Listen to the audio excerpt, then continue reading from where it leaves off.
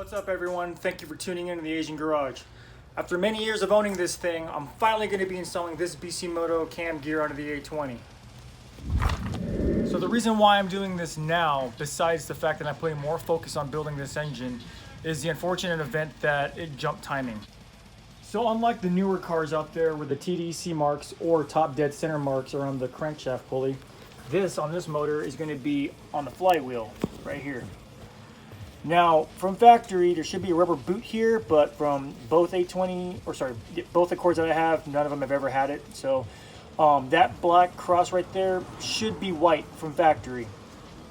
Unfortunately, since this motor is older than I am, it was really hard for me to find it with the timing gun, so I just got a black Sharpie and hit it with black. I was able to find it easily. To the right of it's the pointer. That should be lined up with that center mark, and you should be good. That's top dead center for the crank. Now, unfortunately for the cam, it is not, and I'll show you how. So it says up. Well, it's not as up as it should be. You got a mark right here. You got a mark right here. Now, according to the master shop manual that I have, this front mark should be lined up right here, where the valve cover meets the head, which it is not.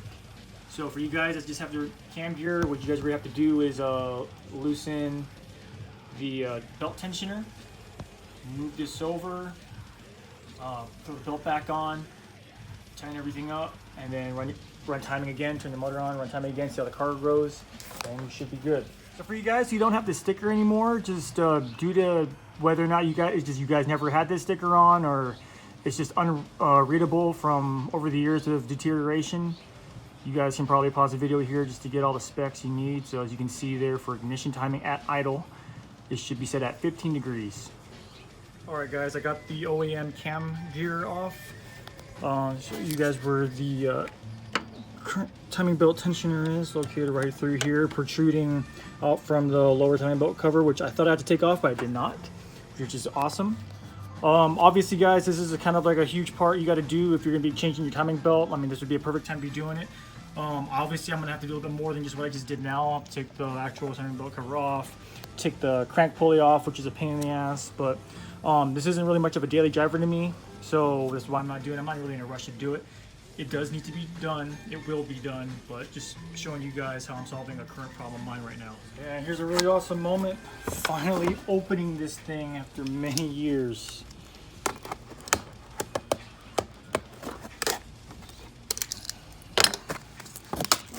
Thought I was going to sell this thing at one point, but thankfully I did not.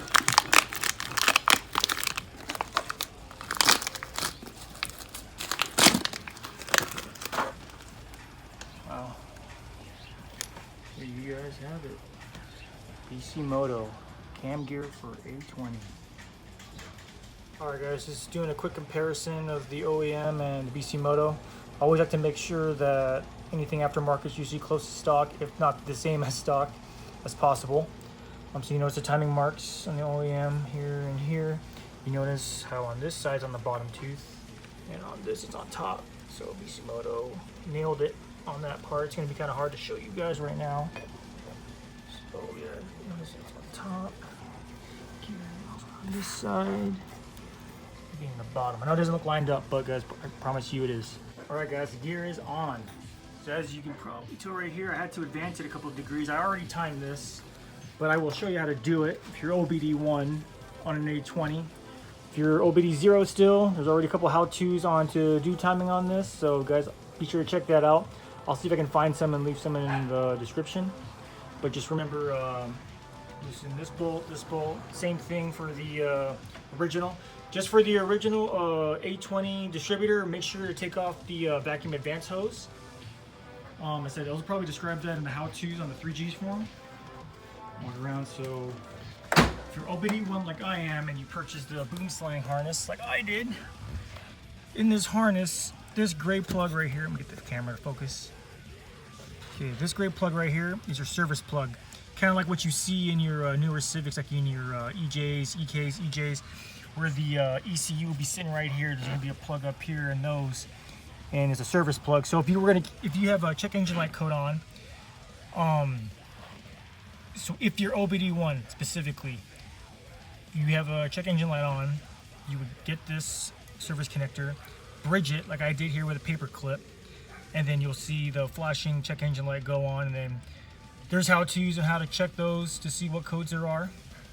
For the OBD0 factory Accord A20 ECU, there's actually an LED flash on the ECU unit itself, and you guys can probably look up on 3Gs to figure out how to read those codes. So yeah, make sure those are done, and then I'll show you guys. All right, guys, I want to apologize for that. It was really hard holding the timing light and be able to film at the same time. So basically, when you're aiming the gun at the mark on the flywheel, I had the dial set at 0, and you should see top dead center mark. Now when you turn that, or at least when I turned it to 15, because I know there's different types of timing lights out there, when I turned it to 15, you should see the 15-degree mark as stated required of the OEM ignition timing for the A20 motor.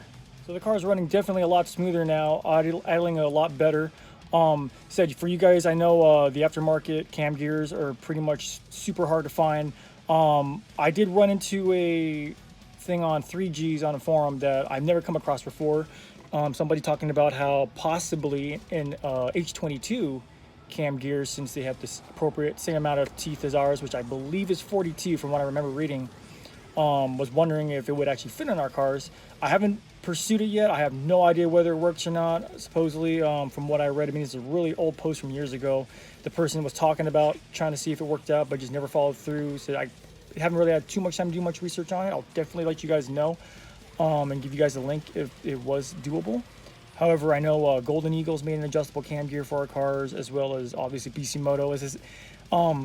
There's rumor out there these talks ago that if you email or even try to contact with Bisimoto, they might make you one, or they actually might have some in stock. I know he's kind of like wandering away from all the Honda stuff now, and he's getting more into like Porsches and a couple of other stuff, but you never know. Maybe even Golden Eagle may have one laying around somewhere, or it might even make you one. I said I don't know. So if you run into the same problem like I did with the timing belt jumping teeth, yeah, it's totally fixable with going through kind of the same process I did. Just be able to, remember, just rotate the crank, make sure top dead center, and then line up the cam with the front.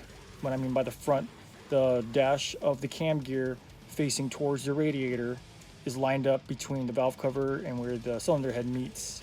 And cam, cylinder, everything should be fine. As soon as you put the timing belt back on, hook up everything back up, and then bust out your timing light again, see where you're at. And then if you're able to make the right amount of adjustment with your distributor, then your problem should be solved. Just a little update from the last video of the updated B16 intake manifold to A20. So I solved the check engine light. I forgot to install the intake air temperature sensor. And I didn't even think about it because on your newer cars today, those sensors are usually located on the tubing of your intake system. Well, on the A20, they actually put it on the intake manifold itself. And it's like kind of hidden far away in the back towards the right corner if you're looking at it from up front. So I just didn't even think about it. So I found that, took it off the intake manifold, just 2 screws, drilled out a hole on my aftermarket intake tubing, put a sensor in there, extended the wires, hooked it up, and solved the problem right away. Yeah, guys, just like some stuff that I missed out. Just so A20 is kind of a weird, old, unique engine for sure. So yeah, guys, so I hope this video helps. If I have any questions, ask in the comments below. I'll be able to answer them the best I can when I can. So thank you for watching this video of Asian Garage. I'll see you guys in the next one.